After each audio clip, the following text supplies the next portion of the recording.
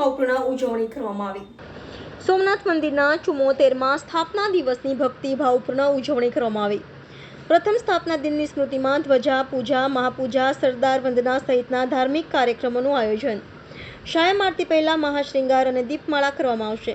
આજરોજ પ્રથમ જ્યોતિર્લિંગ શ્રી સોમનાથ મહાદેવના મંદિરના 74મા સ્થાપના દિવસની ભક્તિપૂર્ણ ઉજવણી કરવામાં આવી હતી। સોમનાથ મંદિરે વિસર્જન બાદ નવસર્જનનું સર્વોત્તમ પ્રમાણ છે। યુગ યુગાંતરથી અવિરત સોમનાથ મંદિરની આસ્થા અવિરત રહી છે, પરંતુ સદીઓ સુધી સર્જન અને વિસર્જનની પ્રક્રિયા બાદ દેશ સ્વતંત્ર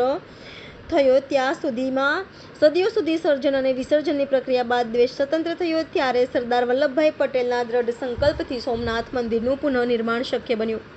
જ્યારે મંદિરનું ગર્ભગૃહ તૈયાર થયું ત્યારે સોમનાથ જ્યોતિર્લિંગ સ્વરૂપની પ્રાણ પ્રતિષ્ઠા 11 મે 1951 અને વૈશાખ સુદ પાંચમના રોજ દેશના પ્રથમ રાષ્ટ્રપતિ ડોક્ટર રાજેન્દ્ર પ્રસાદના હસ્તે સવારે 9 કલાકે અને 46 મિનિટે કરવામાં આવેલી હતી।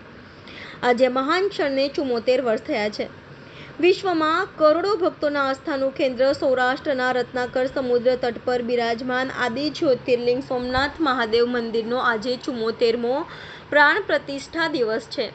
મંદિરની પ્રાણ પ્રતિષ્ઠા સમયે પ્રત્યક્ષદર્શીઓ અનુસાર તત્કાલીન રાષ્ટ્રપતિશ્રીએ શિવલિંગના તળભાગે રાખેલી સુવર્ણ શલાકા ખસેડીને શિવલિંગ સ્થાપિત કરી પ્રાણ પ્રતિષ્ઠા કરવામાં આવી હતી। ત્યારે 108 તીર્થસ્થાનોના અને 7 સમુદ્રના જળ લાવીને સોમનાથ મહાદેવનો અભિષેક કરવામાં આવ્યો હતો અને એ ધન્ય પળે 108 તોપોની સલામી આપવામાં આવી હતી। આજે સોમનાથ મંદિરના 74મા સ્થાપના દિવસ નિમિત્તે જેમના સંકલ્પને કારણે સોમનાથ મંદિરનું નિર્માણ શક્ય બન્યું એવા સરદાર વલ્લભભાઈ પટેલની સરદાર વંદના અને સરદારને પુષ્પાંજલિ અર્પણ કરવામાં આવેલ।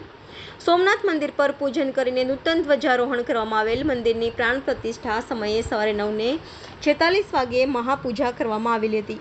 એ જ સમયે અને તે પ્રસંગે કરવામાં આવેલ શ્રૃંગારની પ્રતિકૃતિ રૂપ ભસ્મ ત્રિપુંડનો શૃંગાર પૂજારીગણ દ્વારા કરવામાં આવેલ હતો।